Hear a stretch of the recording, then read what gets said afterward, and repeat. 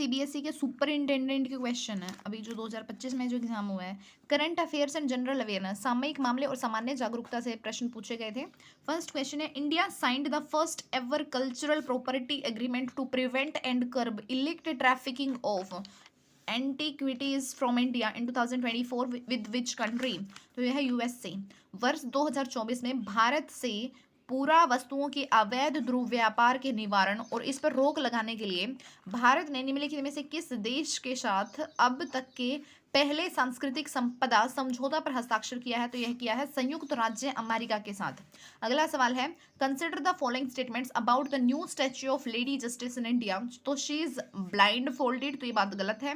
The statue was unveiled bye justice Sanjeev Khanna the chief justice of India. तो संजीव खन्ना तो ये अभी है chief justice of India CJI, तो ये भी गलत है। She carries the Indian constitution in one hand, तो ये बात सही है। तो choose the correct option from the codes given below. तो यहाँ पे जो है ओनली सी इज करेक्ट, ये सही हो जाएगा। भारत में न्याय की देवी की नवीन प्रतिमा के बारे में निम्नलिखित कथनों पर विचार कीजिए। तो उनकी आंखों पर पट्टी बंधी हुई है, तो ये बात गलत है। उनकी प्रतिमा का अनावरण भारत के मुख्य न्यायाधीश न्यायमूर्ति संजीव खन्ना ने किया, तो ये बात भी गलत है। उनके एक हाथ में भारत का संविधान है, तो ये बात सही है। तो नीचे दिए गए कूट में सही विकल्प चुनिए, तो केवल सी जो है वो सही है। With which country which country will host the 2026 Asian games? तो ये करेगा जापान।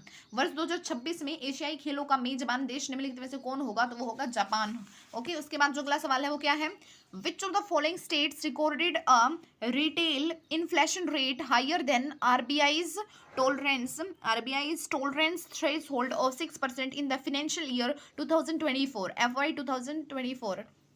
तो इसका आंसर हो जाएगा केरला। निम्नलिखित में से किस राज्य में वित्तीय वर्ष 2024 में खुदरा मुद्रास्फीति की दर भारतीय रिजर्व बैंक की 6% की सही शून्यता अवसीमा दहलीज से जो है वो अधिक दर्ज की गई? तो वो की गई किसकी? केरल की।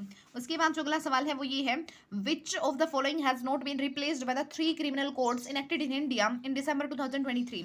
तो अनलॉफुल एक्टिविटीज प्रिवेंशन एक्ट ये नहीं शामिल करा गया, बाकी जो है कोड ऑफ क्रिमिनल प्रोसीजर ये शामिल किया गया, इंडियन एविडेंस एक्ट ये शामिल किया गया, इंडियन पिनल कोड ये शामिल किया गया।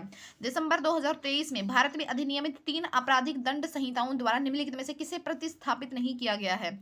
तो विधि विरुद्ध क्रियाकलाप निवारण अधिनियम, इसको जो है शामिल नहीं किया गया है। बाकी भारतीय साक्ष्य अधिनियम, दंड प्रक्रिया संहिता, भारतीय दंड संहिता ये सभी जो है शामिल करा गया है। Which among the following organisations was awarded the Subhash Chandra Bose आपदा प्रबंधन पुरस्कार 2024 in the institutional category?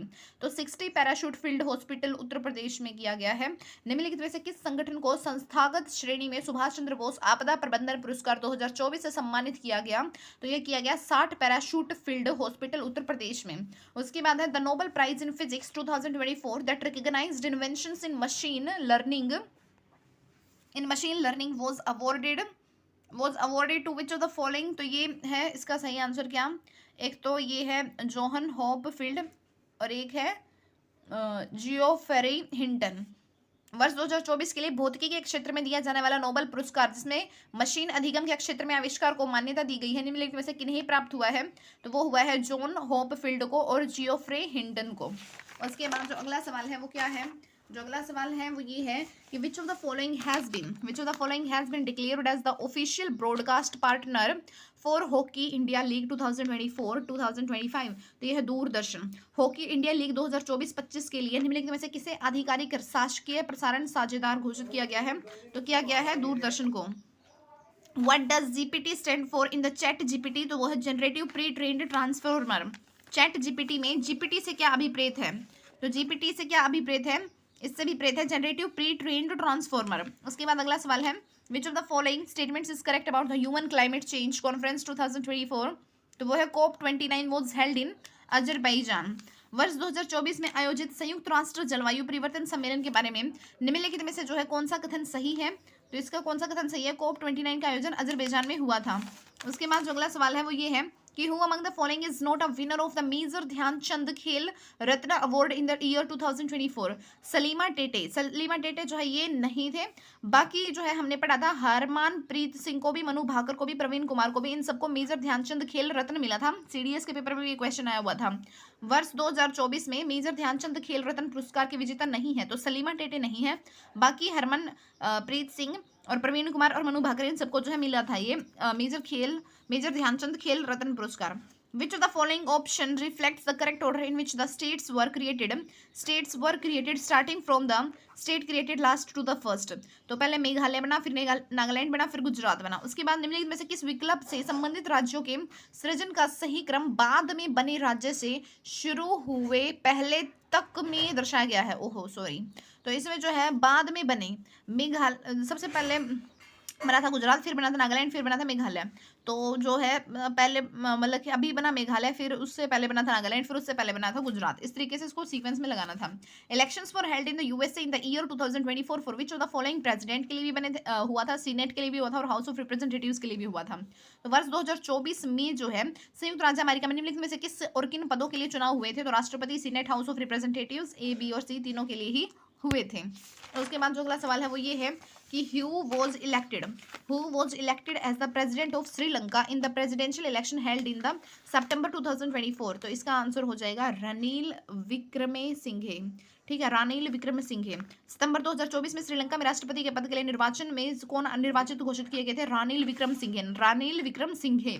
Among the following states and union territories which one has the lowest number of protected monuments and protected areas in the country until December 2024? तो यह है दमन and Diu. निम्नलिखित राज्यों और संघ राज्य क्षेत्रों में से किस राज्य या फिर संघ राज्य क्षेत्र में दिसंबर 2024 की स्थिति के अनुसार देश के न्यूनतम संरक्षित स्मारक और संरक्षित क्षेत्र विद्यमान है? तो वो है दमन और दीव में। उसके बाद अगला सवाल है which of the following was among the 5 languages approved to be conferred the status of classical language in India in 2024? तो यह है मराठी। वर्ष 2024 में शास्त्रीय भाषा का दर्जा प्राप्त करने वाली 5 भाषाओं में से एक भाषा कौन सी है? तो वो है मराठी। उसके बाद जो अगला सवाल है वो ये है what is Bhashini launched by the government of India in 2022? तो technology supported language translation platform है ये। भारत सरकार के द्वारा वर्ष 2022 में पुनः स्थापित भाषिनी जो है वो क्या है? तो वह है प्रौद्योगिकी सहायत भाषा अनुवाद प्लेटफॉर्म। उसके बाद जो अगला सवाल है वो ये है Consider the following statements. The southernmost range of the Himalayas is known as Himadri, तो ये बात गलत है। The Himadri is also known as the inner Himalayas, तो ये बात भी क्या है? गलत है। Oh sorry I am so sorry. इसमें क्या है? The southernmost range of the Himalayas is known as Himadri, तो ये बात तो गलत है। The Himadri is also known as the inner Himalayas, तो ये बात जो है वो सही है। ये बात क्या है? सही है। ठीक है, तो इसमें जो है सिर्फ बी ऑप्शन जो है वो करेक्ट है। और इसमें क्या है? हिमालय के सर्वाधिक दक्षिण की पर्वत श्रेणी को हिमाद्री कहा जाता है, तो ये बात गलत है। हिमाद्री को आंतरिक हिमालय के नाम से भी जाना जाता है, तो ये बात सही है।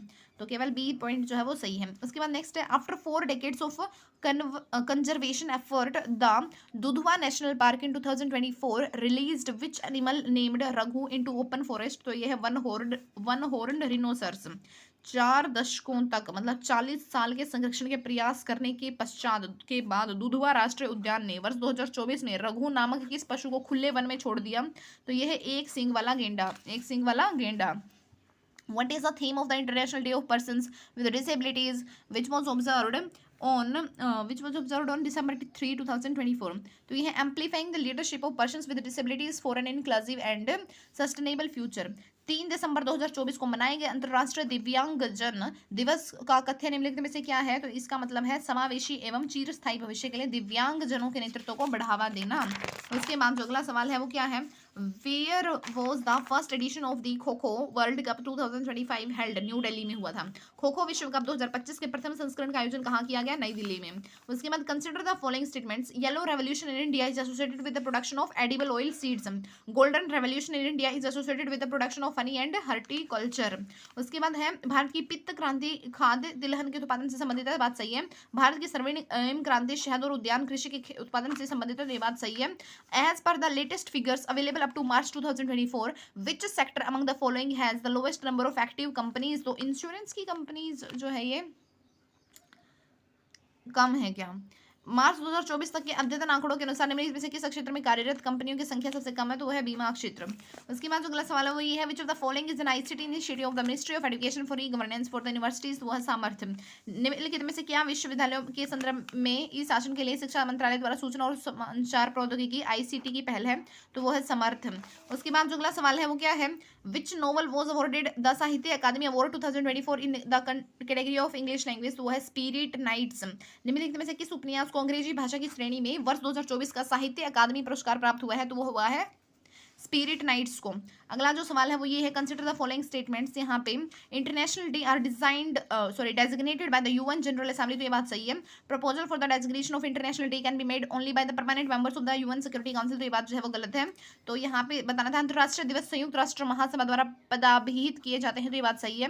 और अंतर्राष्ट्रीय दिवस नामित किए जाने का प्रस्ताव केवल संयुक्त राष्ट्र सुरक्षा परिषद के स्थायी सदस्यों के द्वारा दिया जा सकता है, तो ये बात जो है वो गलत है। उसके बाद जो अगला सवाल है वो ये है, consider the following pairs of the presidents of various countries and the year in which they graced the Republic Day in India as the chief guest, and identify the incorrect match। तो यहाँ पे जो है ये president serial Ramaphosa, तो ये चीज़ जो है वो गलत है। बाकी प्रेसिडेंट इमैनुअल मैक्रोन 2024 में ये सही है। प्रेसिडेंट अब्दिल एल सीसी, ये बात 2023 में सही है। प्रेसिडेंट प्रबोवो सुबियांतो 2025 में ये भी सही है। भारत के गणतंत्र दिवस के अवसर पर मुख्य अतिथि के रूप में आए विभिन्न देशों के राष्ट्रपतिगण और संबंधित वर्ष के निम्नलिखित युग्म पर विचार कीजिए और गलत युग्म को जो है वो चिन्हित कीजिए। तो भारत के गणतंत्र दिवस के अवसर पर मुख्य अतिथि और वर्ष दे रखा है, तो राष्ट्रपति इमैनुअल मैक्रोन ये 2024 में सही है। राष्ट्रपति अब्दिल अल सीसी 2023 में सही है। राष्ट्रपति प्राबोवो सुबिएंटो 2025 में सही है। लेकिन राष्ट्रपति सीरियल रैमाफोसा ये वाला जो है वो क्या है 2022 में गलत है। उसके बाद जो अगला सवाल है वो ये है कि which of the following pairs of leaders and the political parties they were associated with incorrectly matched. तो ए के गोपालन रिपब्लिकन पार्टी से थे, ये बात गलत है। बाकी जो आचार्य नारायण देव प्रजा सोशलिस्ट पार्टी से हैं, ठीक है।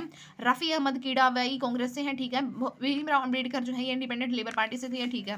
निम्नलिखित नेताओं और उनसे साहचर्यित राजनीतिक दलों के युग्म में से कौन सा युग्म जो है सही सुमेलित नहीं है, तो यहाँ पे जो है ए के गोपालन रिपब्लिकन पार्टी से ये वाला जो है वो सही नहीं है। बाकी आचार्य नारायण देव प्रजा सोशलिस्ट पार्टी से थे, रफ़ी अहमद किदवई जो कांग्रेस से थे, और भीमराव अम्बेडकर जो है इंडिपेंडेंट लेबर पार्टी से थे। उसके बाद जो नेक्स्ट क्वेश्चन है वो ये है, an artificial intelligence model developed in 2020 solved 50-year-old problem predicting proteins complex structure in humans. What is the model called? तो ये है AlphaFold 2।